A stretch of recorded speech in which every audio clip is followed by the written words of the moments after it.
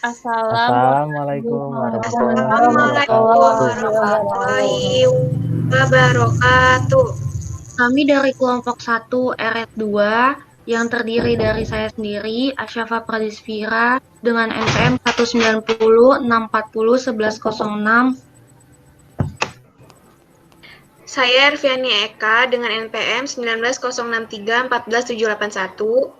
Dan saya Kisha Salsabila Putri dengan NPM 19064009110. Saya Kirana Galuh Fairushifa dengan NPM 1906312864. Saya Muhammad Ali Frian 1906314232.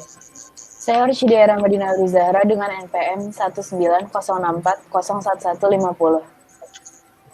Di sini kami akan mempresentasikan mengenai logistik persediaan farmasi melalui SIM RS di rumah sakit. Definisi persediaan. Persediaan merupakan sumber daya yang disimpan untuk memenuhi permintaan saat ini dan mendatang, baik permintaan internal maupun eksternal suatu organisasi atau rumah sakit. Tipe-tipe persediaan yang pertama, ada persediaan bahan baku atau bahan mentah. Yang kedua, persediaan bahan setengah jadi. Yang ketiga, persediaan barang jadi. Yang keempat, persediaan pemeliharaan, perbaikan, dan operasi. Sistem informasi logistik. Sistem informasi manajemen logistik merupakan sistem pengelolaan persediaan barang habis pakai yang dapat memberikan kemudahan dalam yang pertama untuk pengelolaan data dan informasi logistik. Lalu yang kedua, menyediakan data logistik yang akurat untuk keperluan perencanaan kebutuhan barang. Yang ketiga, analisa kebutuhan dan distribusi.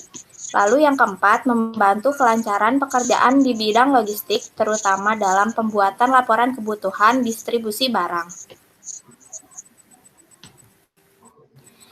SIM RS Kanza. SIM RS atau Sistem Informasi Manajemen Rumah Sakit Kanza merupakan software reka medis elektronik yang bersifat 100% gratis dan sudah digunakan di lebih dari 800 rumah sakit di Indonesia. Beberapa fasilitas yang tersedia dalam software ini yaitu ada bridging BPJS, rekam medis rawat jalan dan inap, data laboratorium, registrasi pasien, apotik, data instalasi kamar bersalin, presensi pegawai, billing pasien, piutang pasien, akuntansi rumah sakit, penggajian pegawai, parkir rumah sakit, anjungan registrasi mandiri pasien, antrian poli, antrian loket, dan lain-lain.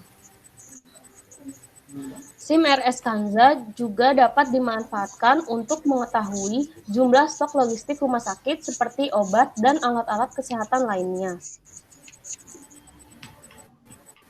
Selanjutnya, yaitu membahas tentang alur SIM RS Kanza.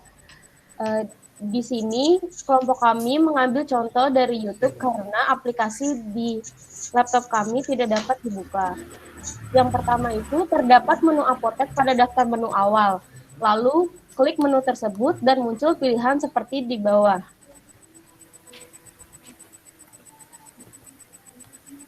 Yang pertama itu ada menu supplier. Supplier ini adalah rekanan rumah sakit yang bekerja sama atau mensuplai obat ke rumah sakit kita. Menu ini digunakan untuk mencatat supplier apa saja yang bekerja sama dengan rumah sakit kita. Setelah klik menu supplier, maka akan muncul data supplier seperti gambar di bawah ini. Terdapat kode supplier, nama supplier, alamat supplier, kota, dan nomor telepon supplier.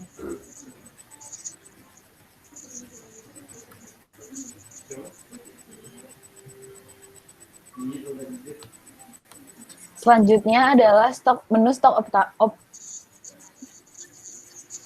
dan BHP. Fungsi dari stok opname ini adalah kita akan mengetahui nilai awal yang ada di apotek dan lain-lainnya. Setelah klik menu stok opname, Pada menu lokasi, kita dapat memilih terlebih dahulu lokasi yang ingin kita ketahui. Contohnya apotek. Lalu kita melakukan penginputan obat dan kita juga dapat memasukkan jumlah stok obat pada kolom rel. Stok opname ini dilakukan 1 bulan sekali untuk mengecek apakah ada barang yang hilang. Selanjutnya ada menu mutasi obat dan BHP. Menu ini digunakan untuk memindahkan daftar obat, misalnya dari gudang ke apotek. Terdapat nama dan stok obat yang tadi diinput di menu stok opname.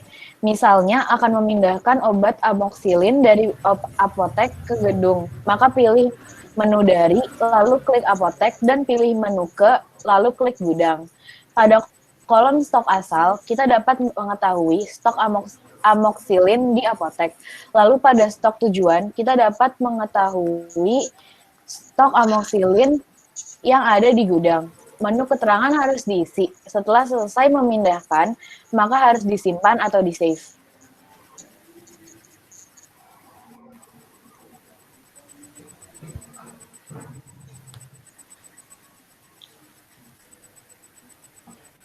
Menu pengadaan obat dan BHP.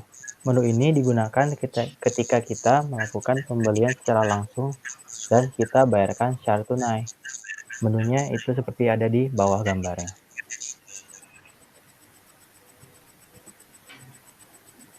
Terdapat nomor faktur data transaksi lama dapat dilihat di tombol cari yang ada di bawah. Pada menu supplier, kita dapat dari tempat kita memesan obat, misalnya Kimia Farma. Lalu pada menu petugas, kita dapat menulis nama petugas yang melakukan pembelian. Pada menu lokasi, kita dapat memilih tempat obat yang kita beli akan disimpan di mana, misalnya di apotek atau di gudang. Pada kolom jumlah, kita dapat mengisi jumlah obat yang kita beli. Lalu, masukkan kode barang dan nama barang. Lalu klik enter, maka kolom harga sampai total beli otomatis terisi. Jika ada kenaikan harga beli dan harga jual obat, kita dapat menceklis kolom G. Maka kita dapat merubah harga obat tersebut. Setelah itu, lalu klik simpan.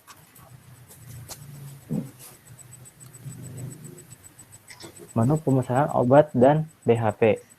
Untuk menu ini caranya sama persis seperti menu pengadaan obat dan BHP. Logonya seperti digambar di bawah. Menu obat, alkes, dan BHP. Menu ini digunakan untuk mengecek apakah barang yang tadi kita beli sudah berubah atau belum di catatan rumah sakit. Logonya ada di gambar di bawah.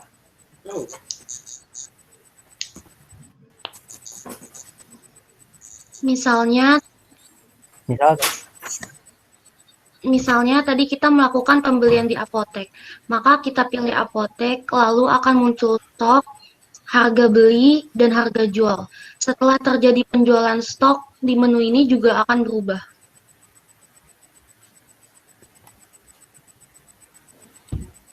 Menu sirkulasi obat, alkes, dan BHP. Pada menu ini, kita dapat melihat transaksi yang terjadi dalam satu hari ini, baik jika terjadi pembelian, penjualan, pemberian obat kepada pasien melalui poli rawat inap, piutang jual, retur beli, dan retur jual, juga retur piutang. Gambar tertera pada bawah.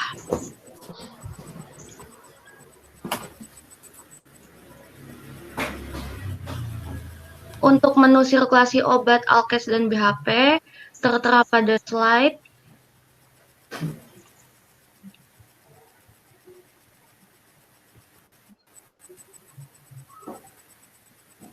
Hasil diskusi berdasarkan jurnal alur persediaan rumah sakit pada perencanaan, yaitu perencanaan obat di RSUD Lanto Daeng Pasewang dilakukan oleh Kepala Instalasi Farmasi dan juga pihak manajemen RSUD Lanto Daeng Pasewang. Pemilihan obat yang akan dipesan di instalasi farmasi RSUD Lanto Daeng Pasewang dilakukan berdasarkan obat yang akan habis, obat yang paling dibutuhkan, pola penyakit yang ada, berdasarkan e-katalog, berdasarkan keputusan kepada instalasi, berdasarkan permintaan, serta berdasarkan pada formularium nasional. Penentuan jumlah kebutuhan obat di instalasi farmasi RSUD Lanto Daeng Pasewang berdasarkan obat yang akan habis, stok obat yang terakhir, berdasarkan sistem analisa ABC, pola penyakit, pemakaian periode lalu, dan berdasarkan permintaan dokter. Petugas kesehatan harus mengetahui obat yang wajib ada. Obat yang wajib ada yaitu obat-obat generik dan obat yang sesuai formularium nasional.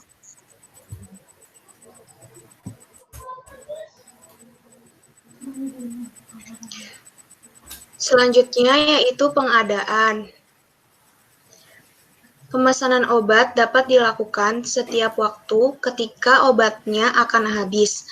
Berdasarkan sistem tender yaitu 1 kali dalam setahun dan pembelian langsung yaitu berdasarkan pada kebutuhan.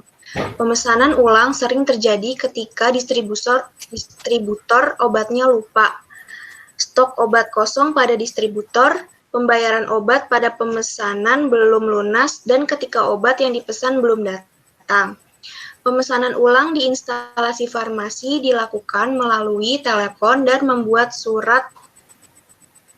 Hal yang perlu diperhatikan saat pemesanan obat adalah jumlah, expired date, kualitas, mutu, obat yang sangat dibutuhkan, kemasan, harga sesuai, e-katalog, serta dana. Selanjutnya yaitu penyimpanan. Dalam penyimpanan obat yang bertanggung jawab adalah kepala gudang dan staf gudang. Penyimpanan obat di gudang dilakukan dengan cara memisahkan obat berdasarkan sumber dan jenisnya, suhu, serta mode penyimpanannya menggunakan sistem FIFO dan sesuai abjad.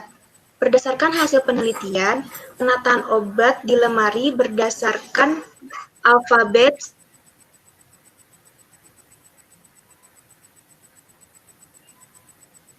dipisahkan berdasarkan jenisnya dan menggunakan instalasi farmasi RSUD Lanto Daeng Pasewang selalu disertai dengan kartu stok.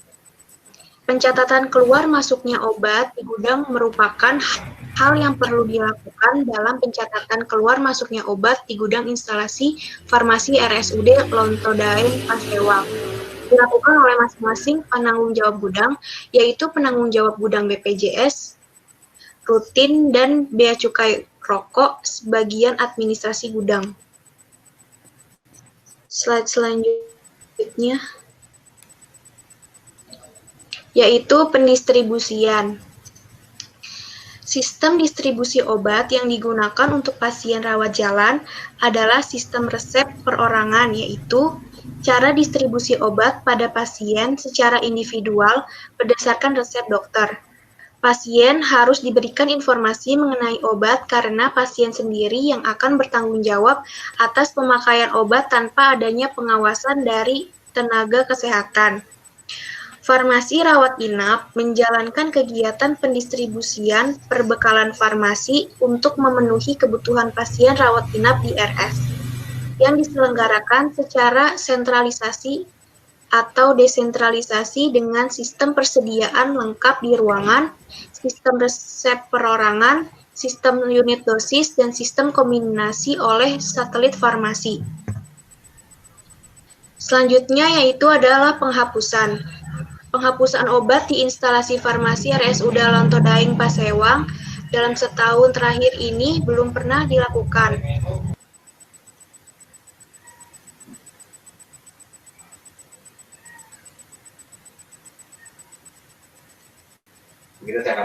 Untuk sementara, obat-obatan yang expired disimpan di gudang secara terpisah.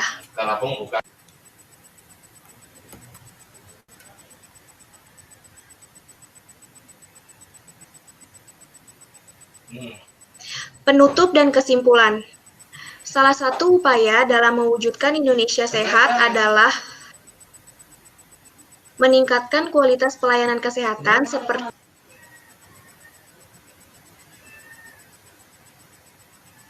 seperti rumah sakit.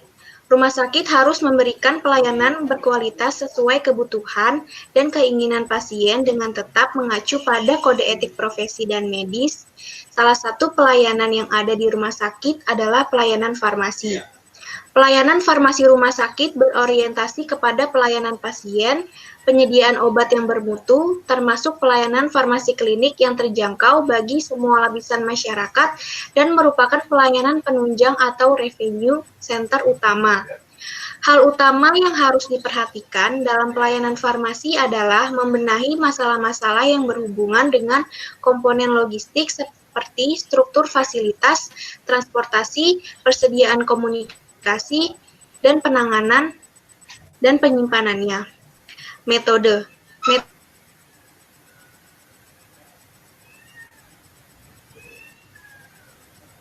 yang digunakan dan teknik analisa data, reduksi data, penyediaan data, dan penarikan kesimpulan. Slide selanjutnya, hasil dan pembahasan. Proses pengelolaan yang strategis terhadap pemindahan dan penyimpanan barang, suku cadang, dan barang jadi dari para supplier juga menjadi faktor penting logistik dalam menunjang pelayanan farmasi. Logistik juga berperan penting dalam pengaturan gudang yang digunakan untuk penyimpanan, menjaga agar obat tidak rusak secara fisik dan kimia. Selain itu, logistik juga harus memperhatikan waktu pengangkatan. Jika suatu pengangkatan tertentu memakan waktu 2 hari pada satu kali dan 6 hari pada kali berikutnya, maka dapat terjadi kemacetan yang serius dalam urus barang-barang yang merusakkan pengawasan terhadap persediaan. Kesimpulannya, 1. Dalam melaksanakan manajemen logistik pada gudang farmasi, dari komponen struktur fasilitas hendaknya melengkapi fasilitas-fasilitas yang dibutuhkan, seperti lemari penyimpanan, lemari pendingin atau kulkas, AC, dan palet. Yang kedua, dalam perencanaan perbekalan farmasi, hendaknya dilakukan berdasarkan metode pengadaan obat yang sesuai.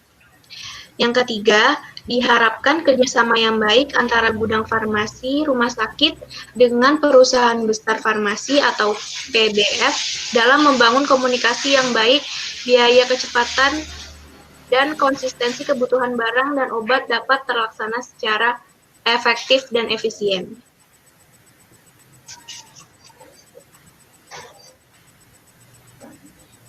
Terima kasih, sekian dari kelompok kami. Mohon maaf apabila ada kesalahan. Wassalamualaikum warahmatullahi wabarakatuh.